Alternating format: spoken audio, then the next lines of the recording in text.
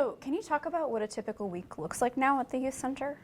So now, since June 15th, which was week one for us of Virtual Connections, daily we have a different themed club. And so Mondays is Video Gaming Club, and right now it's Minecraft Monday. Tuesdays are Art Club, and we are uploading an art video to YouTube each Tuesday. And so viewers that are subscribed to our email list, they are receive that link, and they are able to view those videos, try some art things at home, and then we encourage participants to bring them to the center the following Friday. Wednesdays is Science Club. Those are via Google Meet, and so they're more interactive, and we do different science experiments. So, for example, today we made a thermometer over Google Meet, and so not only having the Google Meet in-person interaction, we're also recording that, and then we upload that to YouTube as well, for students to be able to view it, because they're also able to get a science kit at Fun Fridays as well of whatever the items were within the thermometer kit for today. And so they're able to get those items on Friday, and then they can make them, and then they can bring them back to the center, or they can show them in the next Google Meet. So just continuous ways to stay connected. Thursdays are Cooking Club, and Cooking Club items are always given out at that Fun Friday in-person interaction. And so, for example, this Thursday we'll be making frozen s'mores, and so it's always a treat that we are able to preserve until the next day. And so on Fridays we entitled it Young, Wild, and Free Fridays. And so what that looks like every week could be completely different. And so, for example, last week we did fitness edition, and we did a Willorama. And so however you would like to get to the youth center, whether that was walking, skating, riding a bike, we also took that method to the skate park, which is nearby. So it was also a recruitment method, but then also a way for us to get the community involved in fitness. And so next Fun Friday is in relations to games. And so we have board games to give away, but then also connected to the whole week, there's also ideas from Cooking Club, a treat from Cooking Club that you're able to have, but then also from Wednesday you have that science kit as well. And so coming on Friday for in-person interaction, you're gaining the experience of the whole week of what it will look like at the youth center within a 2-hour time period on Friday. And so those interactions have still we've remained safe and keeping social distancing rules in place outside, ensuring to use lots of hand sanitizer, promoting masks as well. But again, 5th through 9th graders, that can be a little challenging. And so we want to make sure that they're safe and comfortable, and also provide them a good time as well. And so definitely staying subscribed to our email list is definitely the best way to stay connected with OIC, to be able to see what's going on each week. But then also our Facebook post as well, or our Facebook page, we post on there 2 to 3 times a week as well for those to stay connected.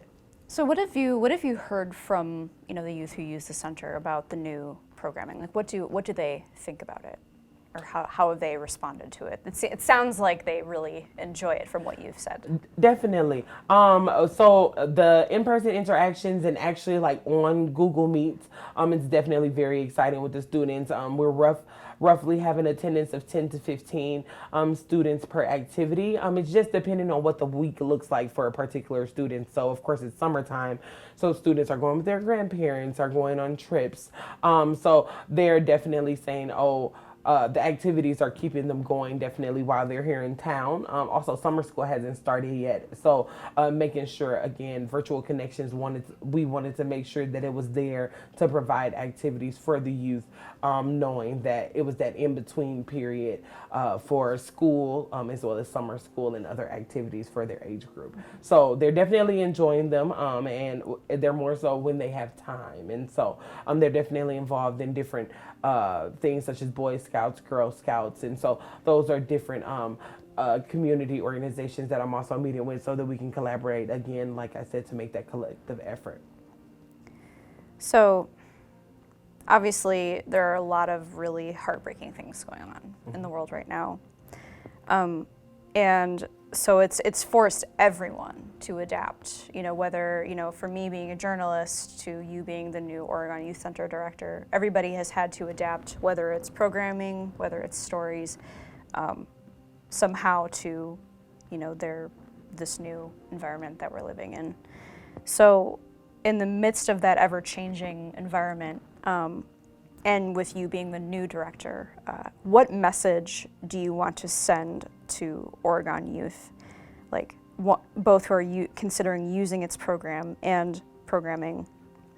And what message do you want to send in general as the new director? Yeah, if you get what I mean. For sure.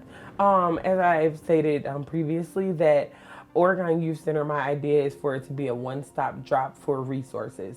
And so what that looks like is being able to support families holistically. And so I am a strong believer of how can you support an individual, especially a child, if you are not including their caregivers. And I say caregivers because everyone doesn't have a parent in particular. And so we want to make sure to be able to meet the needs of all families and meet them where they are.